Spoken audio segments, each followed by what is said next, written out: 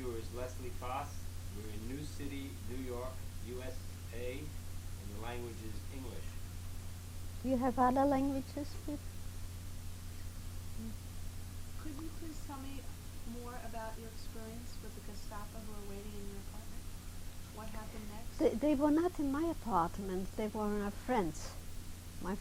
So I watched the clock because they told me to put everything out on the floor, and they want to see what I care. And so naturally they were disappointed. I told them about the black market, and I saw I have only 5 minutes to leave, and I must get rid of them one way or the other. Let them arrest me or let me go. So I started to scream at them. I said I must go home because there's no hotels for civilian people. Your government have all the hotels. I said, I start to pack. I want to see where I'm standing.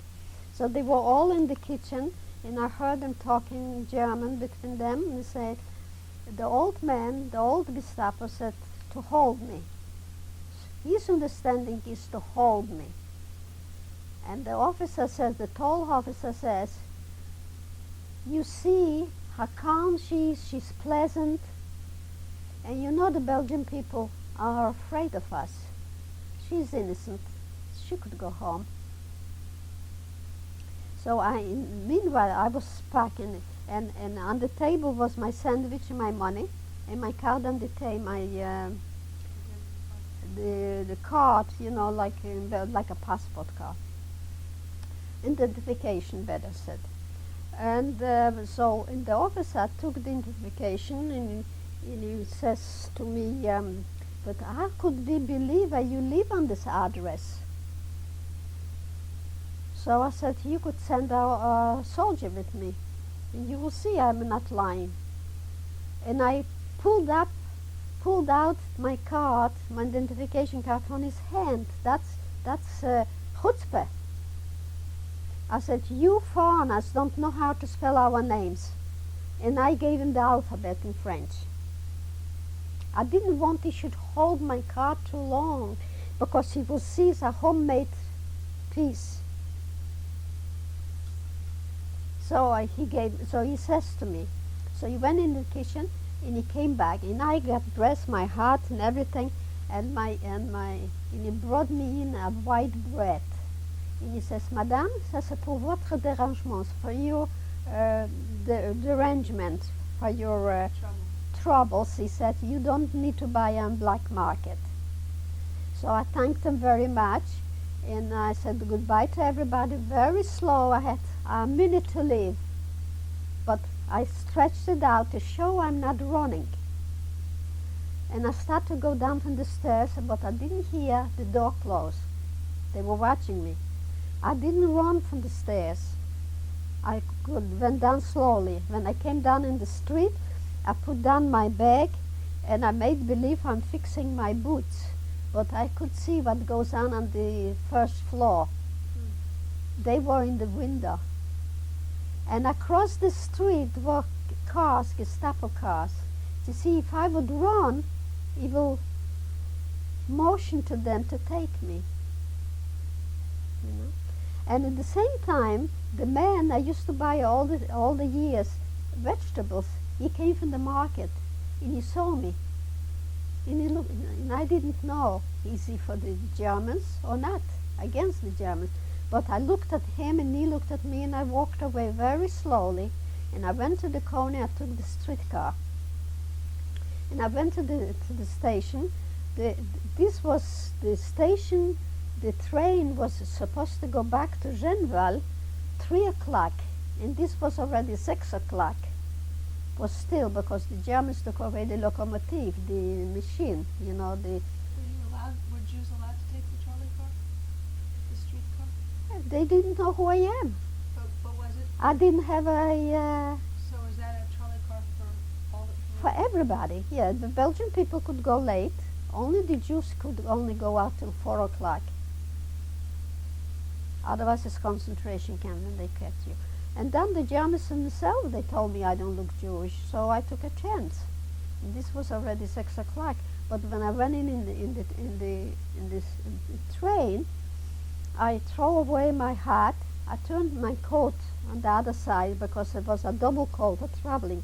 One side was beige and one side was brown. They remember me brown. And the other side was beige. And I took my bag and put it in the front, and I put on my coat. So I looked like a pregnant woman when I arrived in the station. I was not the same person, and my scarf on my head. So when I went down to the station, I went down on the other side because the train opens both doors. So I went and I started to walk, so I stopped, fixing my boot, make believe, and I want to see if the train will go away, if anyone is shadowing me. So I didn't hear any boots, any German boots. So I went in the woods. I was supposed to go through the woods. Do you know a human being could run like a rabbit?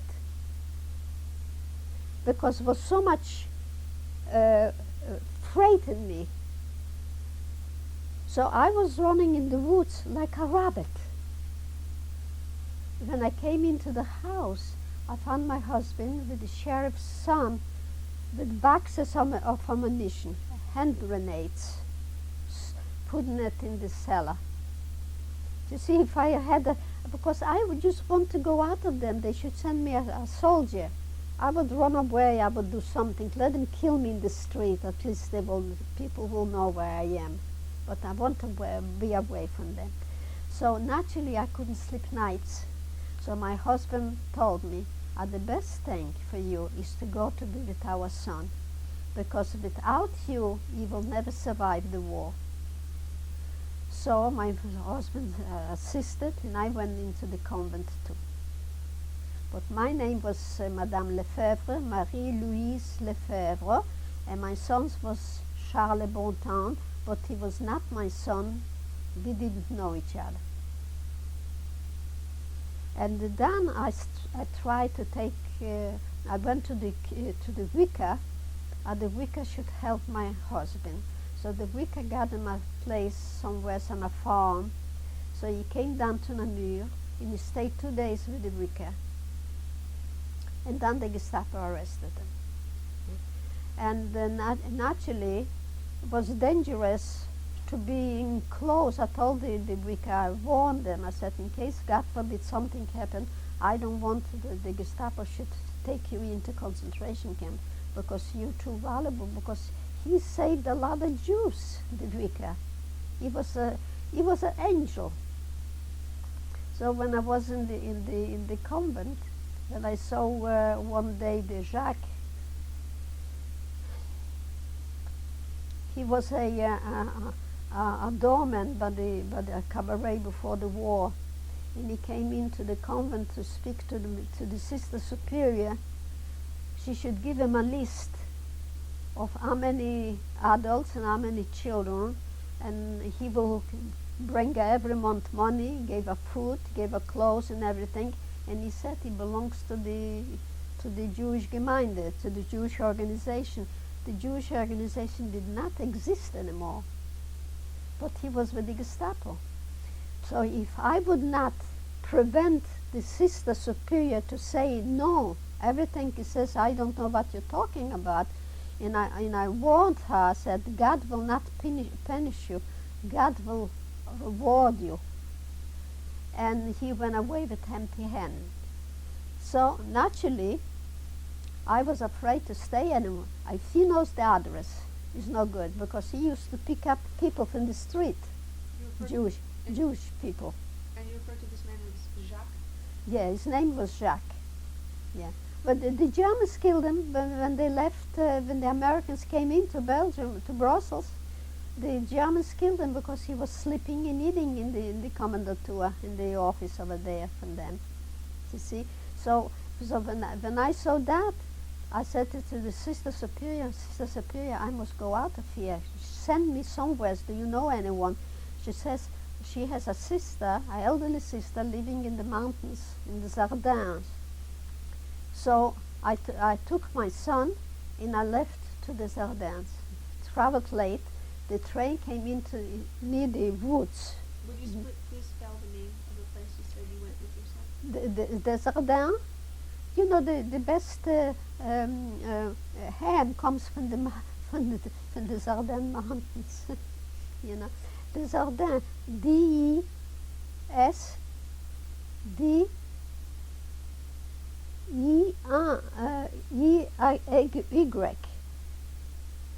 I think so. The Zardin. Yeah. So when I came in, I was supposed to go through the woods. And what's happened? I went from fire, or from water to fire. The underground was fighting with the Germans in the wood. The bullets were running over our heads, and I took my boy on my shoulders. I don't know where I got this strength. I took him with a little bag ahead, and we were low, going low, and in the side. The bullet should not hit us, you know. And then we will lie down for a while till we quiet down, and we went in the village. We went in the village. Every house has big placards. Anyone does not belong here should be reported. Otherwise the owner of the house will be fusillé. They will kill them. And this is our elderly person. So in the early morning, we cannot walk in the street. We went to church.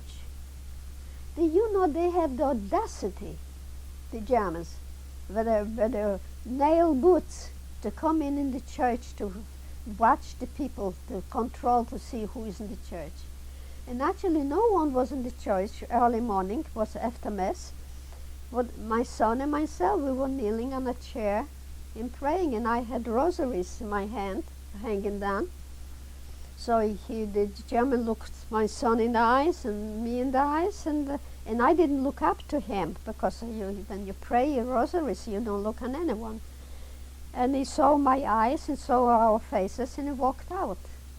So I went back and I said to the lady, lady, this little boy is my nephew, because the Germans with the Russians were very good at the time. That was the time. I said, my brother, his father is on the Russian front with the Germans. The boy is sick. He came here for his health. Could you tell me where I could go in a restaurant, not a restaurant, a pension de famille. A pension de famille is a bed and board and bed, or versa. So she told me the lady has the restaurant with the cafe. She accepts people. I went, and we moved in over there. So I said, maybe the cafe will make us to survive, because the Germans were drinking downstairs. But I was very precautious. I did not undress myself. The boy didn't know nothing. The boy lived a life normal. And I had made up with the sister superior. After 2 weeks, I should call her and ask her for my linge, for my laundry, if it's washed and pressed. So she told me the laundry is pressed and washed. You could pick it up any time you wanted. You were able to telephone call her? Yes. I went out, was in the post office, a telephone. You know, the lady didn't have, and they didn't have. So I knew they didn't come back. So I went back because I didn't have a home where to go. So I went back to the same convent, but I went to the priest, to Vicar Andre, and I told him the story, what's happened. I said, please give me somewhere else, give me in. He says he knows a family in Charleroi, is also a convent. I could put Charles over there. So we went to Charleroi, and I put them in the convent over there. And over there, the convent was no orphan children from the farmers. But no one knew who we are. My name is separate, and his name is separate.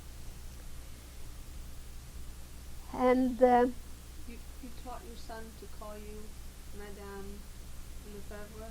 yeah, Madame Instead of Mama? No, Mama. Yeah. She's Marie Lefebvre, Madame Lefebvre, you know.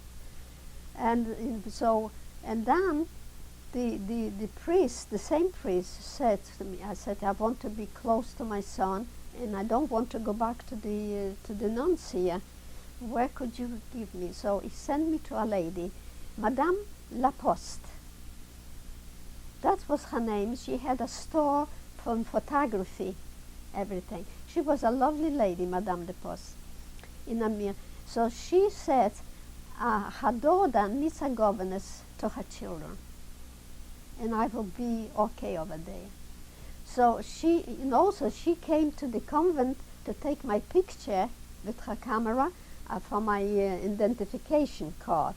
Very lovely people. And her son was the chief of the Belgian arena of the Deuxième Bureau d'Espionnage. From the second bureau of spying. He was the chief. And the Gestapo, I didn't know that. And the Gestapo was looking for him with a picture. You see? And there I go to her daughter. 8 children are supposed to be the governess over there. And always was someone hiding over there. Her uncle, the priest, was in the underground. He was hiding because the Gestapo was looking for him. And there I come. As a governess, okay, 8 children. But Dan was little by little.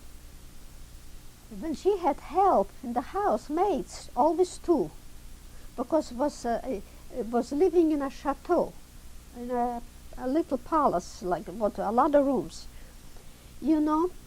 I took care of the 8 children, and 32 sheep, and 45 chicken, and apple trees. I don't know how many, because the good apples were falling down, and the sheep will give one bite and go to the other. And I had to pick them up because to conserve, So I took a big panier, a big basket, you open them both sides, and I will pick. And for picking, you must bend down. Do you know I couldn't straighten out? I was walking with the panier. I was staring it till the closet over there, the outside closet. Now, in the morning, I had to make breakfast for 8 children. 6 went to school, 2 in the house.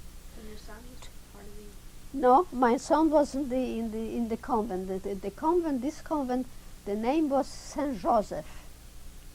Saint Joseph in Charleroi. Charleroi is a city all around with mines, coal mines.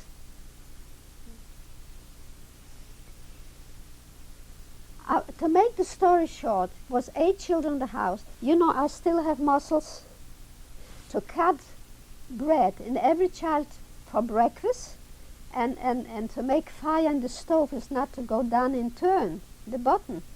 To start with a piece of paper and then wood and everything. I used to get up at 5:30 in the morning. My room and my bed was wet from the humidity. I always went in with my clothes, I didn't move on another place because it was wet.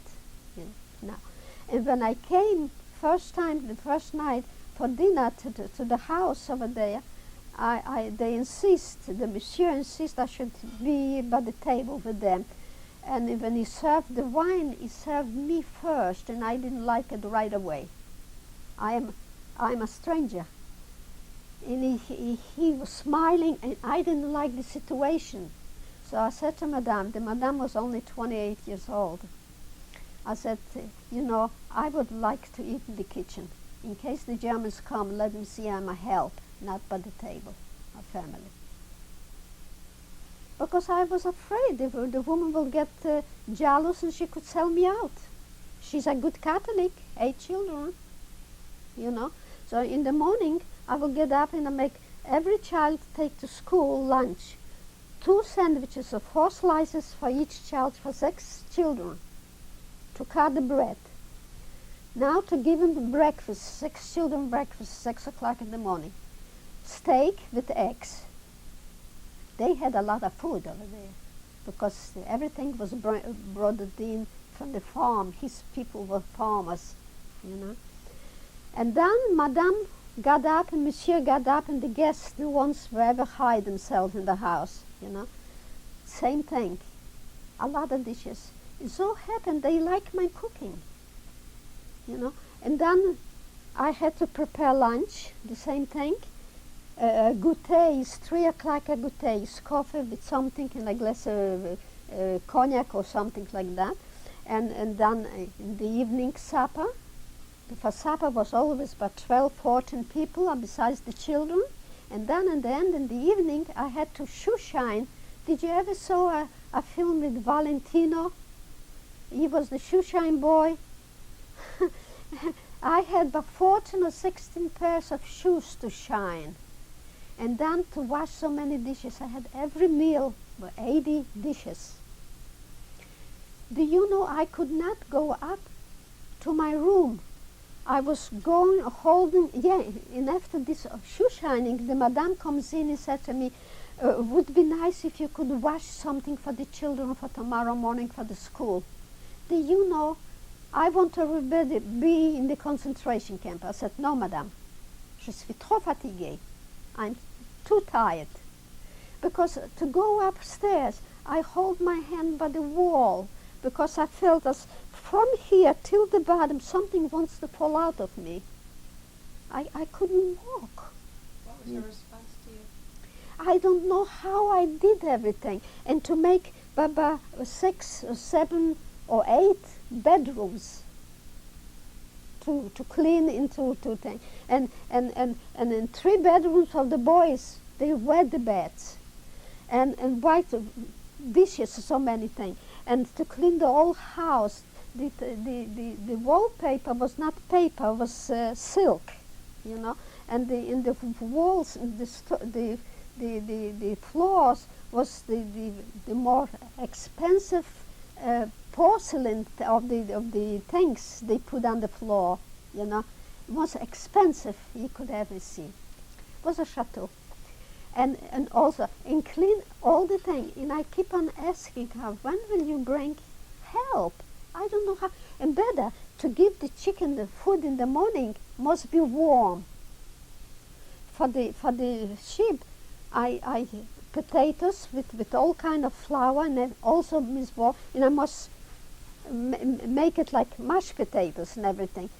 I don't know where I think angels were with me. And you know, instead to go to look, I took a job as a governess and a maid. And she always had 2 domestics just for the house, 2 domestics. And I did all the job for the domestics. And every time they were looking for her brother, the Gestapo I knew already. And I said, and I was already 9 months over there. One day I went to the Mother Superior where my son was in Charleroi, and I said to her, Mother Superior, can I stay here for a week? I want to quit. I want to go away from them. She says, my charge says, I was wondering, because no one stays more, from Jewish women, no stays more than 24 hours. And when I told that to the priest, to the vicar, André, he said, you are an angel. No one stays more than 1 day, they're running away. So, and when we had the debarkation of the English, of How long? Oh, I don't know. 9 months. I was. Yeah, but before, maybe a month before, I was listening. I went up during the night. I want to listen to the radio. How the situation with the debarkation, with it, everything. They wanted to debark the English, but they wasn't pushed back. And this broke my heart. I said, the war will never finish. So in the morning I went down, and a 3-year-old and a 9-month-old. The 9-month-old was in the baby chair, and the 3-month-old was Veronica. Could you imagine, he made a poo, I think, on the floor. When I saw that, I took him by the neck, and I put his face, and he had a gorgeous face. I put his face in it. I said, don't you dare. I was broken up. And I given, it was not my place to beat up the child. But I did. I would beat myself up. Because I saw as the tragedy of the war is not finished. It will not be finished. So the priest hiding from the Germans also. He ran in and he saw that because the boy was screaming. When he saw why he's screaming, he started to laugh.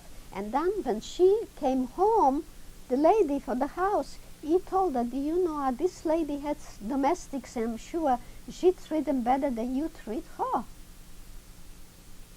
And you stay home and help her. And I said to her, Madame, they looking for your brother and this is a dangerous place. What was the year at that time? That was maybe it will be between 43 and 44, something like that, because it was not hot, you know. And so I was afraid she will be angry at me because everything was good. So I told her I will be back. But soon everything will calm down. So she believed me, and I went to the church, to the Saint Joseph. And in Charleroi. I slept only one night, and I went back to Namur, to the priest, and I said what to do. So he gave me another job. From hot oven to fire again. He gave me a job to the meat. The meat, only 2 children, you know. And it so happened, I don't know what's happened, when I came in the train to go back to Charleroi, the Germans took away the locomotive and they told everybody to go out in the waiting room and they will look over people. And all the people were over there, they were black market people, with merchandise, with everything, you know what I mean? And you know, it was maybe about 150 people, maybe more. And I looked everyone in the eyes. I want to see someone I could confine. They should only call the Mother Superior and say I'm arrested, you know. And I looked, you know, I didn't find between maybe 200 people kind eyes, because eyes are very important in a situation like that. I couldn't, so I said to myself, wherever will be, will be. So the Kommandantur, the Gestapo came in to look over the identifications and what you have in the package and everything. Do you know what? They didn't approach me at all. Thank you.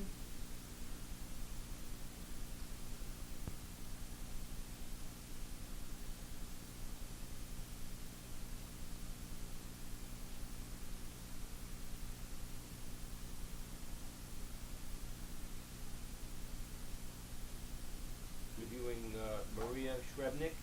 The interviewer is Leslie Foss. The city is New City, New York State, USA. The language is English. Mrs. Shrebnik, you were discussing your experiences at St. Joseph Convent and trying to find another place to stay. That's right. You know, so I went back to Namur, to the priest, Vicar André, and he sent me to the mayor from the city, and the secretary, and the mayor, and the secretary, and all the surrounding. They were all with the underground. And they gave me a place where to stay in the by Monsieur de Mutte. Monsieur de Mutte, Madame de Mutte, they had a haberdashery store, you see, and I didn't know where I'm going because it was worse than in Charleroi because they had all the communications with England downstairs, and I didn't know where I'm falling in again. But so when I went back to Charleroi, I took the train. In the train, they stopped. They took away the locomotive from the train, and everybody stopped. There was a lot of people over there, and they told them to wait in the waiting room till the Gestapo will come in to verify their identifications and what they having in the packages. And naturally, it was maybe about 150 or 200 people, merchandise. and I walked around, and I want to have confidence in someone to call the Mother Superior at the time I arrested. I was sure I would be arrested. And I looked everyone in the eyes, and I couldn't find not one pair of kind eyes. So I made up, I said, wherever will be, will be. The Gestapo came in, looked on everybody's packages, everybody's identification. Right near me was a woman with identification. She waited till he comes up, and till she finds identification. They were all Belgian people, Christians. And then, naturally, I was standing with my identification not too high, low. And he didn't want to see it. And I smiled to him first. If you need the devil, you must smile to the devil too. So I smiled, so he understood I'm with him. And he saluted me and walked out. We took the train. I arrived in Charleroi very late at night, maybe 12 o'clock at night.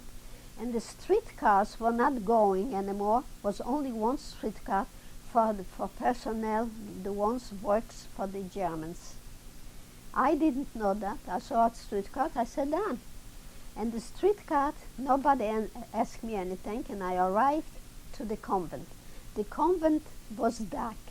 I didn't want to ring the bell because I would wake up the nuns and the children and everybody. Again, the name of that convent? Saint Joseph. Saint Joseph. Yeah. And I was afraid, and I didn't want to do that. So they had a toilet. It was not inside. The toilet was outside in the court. So I went into the toilet because I heard somebody's walking, like the Germans' boots. They used to bring prisoners, for American prisoners or Russian prisoners, to work in the mines. So this is the street where they passing by to the mines. Could you imagine?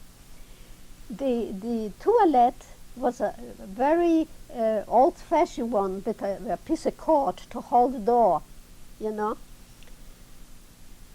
And I was so afraid, what can I do if a German wants to relieve himself? They know the toilet is in the court. And I was sitting in it was going one after the other one. Maybe for half hour they would bring in prisoners to the mines, you know. And I was all night in this toilet. And the smell was not Chanel number 5. Till I saw the days coming already, and I saw a priest was going in for the first mass. The first mass starts 6 o'clock, so maybe it was before. So I let the priest go in first, and thank God no one came to the toilet. Well, only me. So after the priest went in, I wait another few minutes, and I rang the bell, and the sister opened the door. She looked at me. She says, "Oh, mon Dieu," she crossed herself. She said, "Where were you, madame?" I didn't know what she means. I said, "I just came." Everything smelled. And my face and my hands, I never looked at my hand.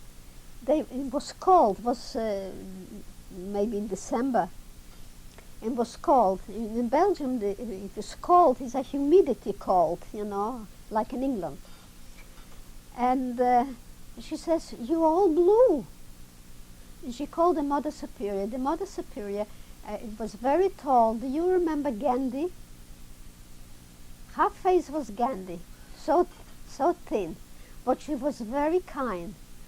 You know, they put me in bed, and they put around hot bricks and water bottles, and they brought me hot soup. They fed me with hot soup, and with all the blankets. My whole body was purple or blue, or I don't know what color was it. That was not me.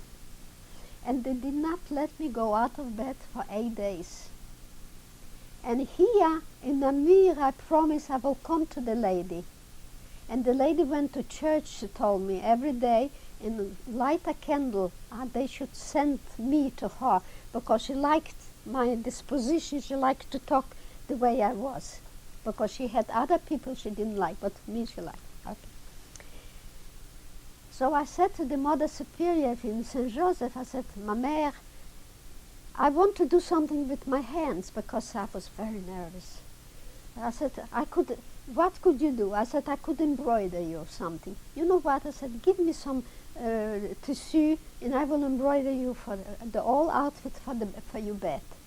And in the 8 days, I was working so fast with Richelieu embroidery. And I embroidered her everything for the bed, for the necessary. And then when I went to Namur, to the lady, she kissed me, not knowing me yet. She was so happy I came. And I found out later, they had the second bureau d'espionnage. And all the underground people were in the house. The ones was assigned, he's the killer. He goes in the hospital, and is a nurse, and she was working with the Germans, and reported wherever sick person, a Jewish person came in, or other underground people to the hospital, and they took him out. So he went in, and he shot her in the hospital, the nurse. His name was Camille. I don't know if it was his real name, but it's Camille. I had a feeling he's a Jew. I don't know why. Because he was with heart and soul to get rid of the Germans. You know, he was. So I used to ask Madame de Mitte. I said, Madame de Mitte, is not anyone else could kill? Only he was to kill? He has something in him, she says, comme un diable, like a devil in his heart. He wants to kill all the Germans. So they gave him the privilege. You see? So, and this was, and then the meat, she knew I had a little boy, because the mayor of the city had confidence in her. So when I will go back to Charleroi, when I was with the 8 children, you know, all the nuns put down on the blackboard what to write to the parents. It was the jour de Saint Nicolas, the day of Saint Nicolas, the 6th of December. So they gave him cards to copy, and they sent it out. So I got a card too. It was an open card. So the madame read the card. He's on vacation. I could come and take him. Do you know, she had the nerve to say to me, I hope you're not bringing your son here. Could you imagine? So what happened? To me, I said, no, I didn't think I would bring him. I went to the Mother Superior and I told her what it is. She says, don't worry, he will be with me, with another few nuns. He will be here. We will play with him. Could you imagine? And now, when I went to Namur, to the 2 children, you know, the people, the lady, she was cooking, she was cleaning, and she had other help too. I was just occupied myself with the 2 children, because they saw in me, they have a friend. In case they are arrested, they gave me the number of their safe deposit. Because they say if the Germans will come, they will not take the maid. They will take the owners, you know. So they trusted me with the children, with everything. Now, my job was also, I took the baby in the carriage, and I was promenading right wherever the Kommandatur is, the German Kommandatur, and the Germans sit in the park. So I was over there. So my first job, I sit on the Kommandatur, see who's coming in, because their office was like in a ground floor. But I could see who's going in over there. I saw a priest going in over there. I said, he goes in maybe for permission or something. I didn't pay attention. But he was sitting by the window with the Gestapo and talking and smoking a cigar. I didn't say anything to the people. So I went the following day. He did the same thing, the same time, coming, same conversation. And I still didn't say to the underground anything, because it was always a question mark. Who is given out to the Germans, the nuns, the nurses, and Jews and priests arrested every day and killed. Must be someone inside. They were suspicious on this priest. He was an Alsace-Lorraine. That's half German, half French. He was. So I didn't tell Camille or Mr. Demit or any of them what I saw. I want to make sure. So finally, after 8 days, I was sure that's him. So I told them. And they said, that's him. Because the priest, the vicar, my vicar, said to me, if you need me sometimes and you come in church, if you see I speak to other priests, make believe are you praying. But so happened one day I came in and the vernacular was open and only a good Catholic knows what to do. You sit your knee on the ground and you cross yourself because not always is the thing is open. What is it called? The Saint Vernacular, where Jesus is inside, and, the whole thing, was open. So they was not suspicious on me. And I sat down, I went on my knees with my rosaries and I was praying till all the priests went home, and then I could speak to my priest. So he told me, as a lot of them, so many killed, we don't know how this happened. And I gave him the priest. After this was quiet. And you know what they did with him? They watched him when he went home. His house was to go down a little garden. And they let, boom, boom. And was quiet for a long time. Now also, the second bureau, they had a little confidence in me, So they used to tell me certain things. So they got in names from England, from the bureau, who to kill, who is spying and gives out to the Germans, was the teacher of my son's class. He belonged to the fascist, the Grell. The head man was the Grell, like Hitler of the thing. He was the Grell from Belgium. He belonged to the Grell organization. So I saved his life. He doesn't know I did it, but I saved his life. So I said, gentlemen, if he knows a lot of Jewish children. I don't know if he knew my sons too, because it was over there children with typical Semitic race. You see? So I said, he knows. He would denounce these children. He knows that the cook downstairs is a Jew, and he knows the shoemaker is a Jew. He would denounce. Means in his view, like a Democrat or a Republican, he is a fascist, but he's not to kill people. I spared his life. They would have killed him. So naturally, and when the Pâques came, Passover and Easter, and Madame de Mit says to me, Marie, we would like you to bring your son home. Here, he should be with us.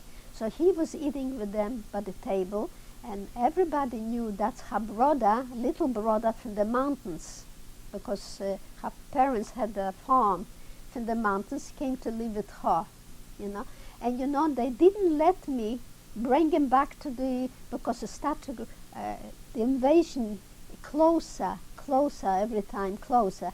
So my son was with me all the time.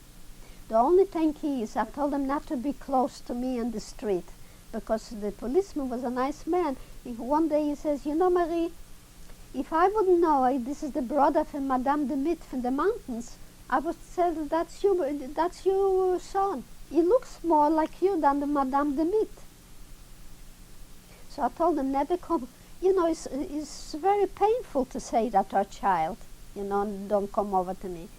So naturally, little by little, the Americans approached, and we had many people. Was over there a commander.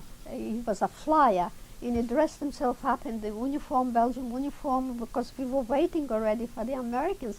They were outskirts of Namur, and there was a lot of Germans drunk. They drank, especially. They should be taken as prisoners. You know, there were a lot of Germans still running around. So a lot of hand grenades were on the window, which my son was. He was the keeper of it. You know, he was maybe 10 at the time or 11. You know. And they used to throw out grenades wherever they saw. No, first to give time. So they had made up. They will give a whistle. So you could hear every window was whistling back. Are they ready? So we all helped the Americans to come in. Namur should be clean of the Germans. But they killed a lot of Germans because they were still running around with the ammunition to see who they could kill. And then, I will never forget, then came down a car, a lot of cars, and they had some German, high official Germans in the car. Do you know? And first I saw they were bringing on a stretcher a soldier. Americans were walking already, and was his helmet on his blanket, and they told me he's dead. You know, I was crying for him more than for myself or for my family, because he left in America, his parents, maybe a wife, maybe children, and he came to liberate me, and he's dead. You know, I was so hysterical. In the same moment was a car. I looked in, was 3 or 4 were sitting high official German officers. One in the middle was smoking a cigarette. And I start to shows you that you cannot be a killer. I want to kill them. I want to scratch, go on their faces and scratch. You know, I want to do something to relieve my pain. But I saw an American came across the water to liberate me, and a kind of them, he is dead. You know, a cigarette fell out in his mouth. They were afraid of me. You know, I was screaming. I really went in like to grab him or something. Because the policeman always used to take care on the street. He knew me already, but he didn't know who I was. He took me away and took me in his arms. He said I should calm myself down, you know. But I was crying over this. He didn't have his parents to cry over him. I was crying. More than I was crying on my own brothers. And I said, I will help the Americans with heart and soul. Anything they want, I will do for them. That was a terrible picture for me to see, the American thing. And then the first army passed by, but they didn't stop in Namur. They went through. I don't know where they went. Maybe they stopped in Namur. I didn't know. First army, second army. And then what happened? And then came in. So I volunteered right away to help the Americans, and I went. And as the first Americans came in, they didn't have where to sleep, where to lie down. So they took over the casino in Namur. They were living in the casino, on the floor, benches, something like that. So I went with a friend of mine. I said, let's go and ask them, maybe they need something. Pardon? You had spoken about having seen Eisenhower? Oh, this is later. This comes out later. I go step by step, because Eisenhower was the Battle of the Bulge, you know. So I asked them, and so they say they didn't eat all day, because they went so fast. And the ravitaillement, the food, couldn't reach them right away. They got food the following day, you know. So I went and I knocked doors and I accumulate a lot of food, and I brought them to them, and they should eat. So, and then when they came in, and I went and I said I would like to help, because this soldier never went out of I didn't know his name and nothing, but he was an American soldier. He gave his life for me. So and then I started to work for the Americans. And they had the confidence in me, and I was all kind of things I was doing for them, and finally they gave me a job to work in the PX, you know. And when I worked, first I worked in the restaurant, in the dining room of the Hotel Ascon in Amir. That was the headquarters of General Bradley and General Plank. The one gave me the recommendation, you know. So I was working for them. A matter of fact, you see, once came a lot of senators. I asked, who are the people? What are they doing? You know, one senator was wounded. Maybe he was too close to the battle. I don't know. But a lot. The time when the senators were over there, Marlene was over there too. Marlene Dietrich. She was entertaining the troops. So she came down for breakfast in her red peignoir. And you know, she was not higher than I am. She was short. Again, Marilyn? Marlene Dietrich. Oh. Yeah, Marlene the actress, you know. And was a lot of senators over there. I find out later they're senators. Because I asked one, because one came over and shake. Yeah, one had a thermos, an empty thermos, and I saw he's going out. And I said to him, would you like I put in water, coffee, tea? Oh, he said, oh, that will be fine. So I gave him coffee, and I arranged the thermos. And then the other, it's an elderly man, maybe he was 40 or 42, I don't know the time. And he came over to say goodbye to me. And he asked me questions. I said, I'd like to go to America, you know. And he asked me questions, and he shook hand, and I felt something, a paper here in my hand. I thought maybe the addresses. I looked in, was a $20 bill. I was in heaven. And also, he gave me an American money. I should give my name. So I signed Slushna, because in Europe you go on the maiden name, not the married name. So they were very nice, and since then, you know, I helped the vicar. The vicar had children after the war. He had a woman with one leg. She lost the leg, and he didn't have food for them. And here they thrown out the gizzards and the livers and the fat and everything from the chicken. And they throw out everything is left over. So I went to the captain with my broken English, very slowly, and I said, you making a lot of enemies in Belgium. I don't want you to cook more, because I don't want you to spend money. Only wherever you're thrown out, give it. I will tell the priest to send the children to pick it up. Do you know? And it so happened that the cook was Polish, so I could talk better to him, you know. And they gave the leftovers. I said, only leftovers. I don't want, thank you, I don't want America to spend money. I was already an American. I didn't want to spend the money. So he gave the leftovers ice cream, leftovers soup, leftovers meat, and they took in one big basket. I told them, instead to throw in the garbage, throw it in the basket, the chicken and the liver and the fat, you know. And he had, the priest had women, they made chopped liver, could you imagine? And from the fat, they made grievance, and they had something, because there was no oil, was no fat, no nothing, you know. So they had a beautiful life and thing. And then the soldiers, the American soldiers, did not behave themselves nice. They were drinking a lot because it was cheap, and the bottle they will throw in the street. Doesn't matter, it hits a house, people got a bottle, broken window on the table when they were eating supper.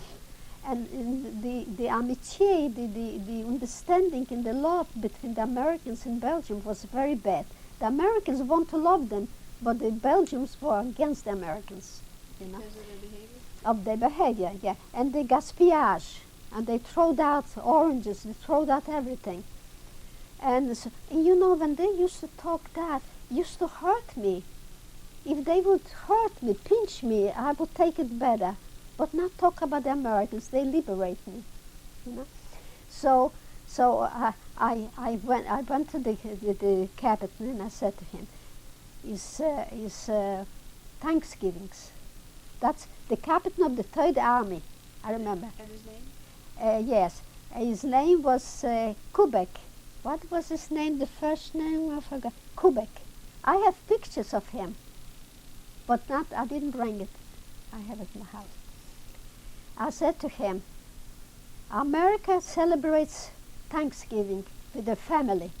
How about to bring some orphan children when they don't have to eat? They don't have nothing to eat. And whatever's left over, I don't want you to cook more, just the leftovers. And every soldier will have a child.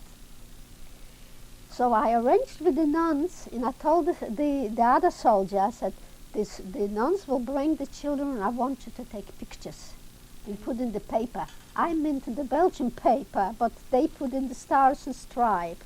I mean, I didn't know the difference. And they brought the girls and the boys in the middle of the street, and they were filming, you know. This was for Thanksgivings. And so you had a special event? Yeah. Do we have more time? Just a brief moment. Okay. Then came Christmas. So so I said to the supervisor, he was a captain in the PX, I said, would you mind if I put on boxes, because the soldiers, when they have change, they throw it away in the street. So you made a pushkas? Yeah, but then, you know, like we used to pushkas, so that they used to throw in the change in the bags. Now soldiers used to get from home packages with rum cakes and everything. They didn't like it. So I had a barrel. I said, anything you don't like it, throw it in. And then I told the soldiers to cut a tree and tell the Red Cross they should give some cocoa and donuts. And I personally invited the mayor of the city, the secretary, and another military of the city, you know, and the main officer of the Third Army. Not Quebec, was above him, was a colonel, or chicken, they used to call it chicken colonel, you know. And they were all together,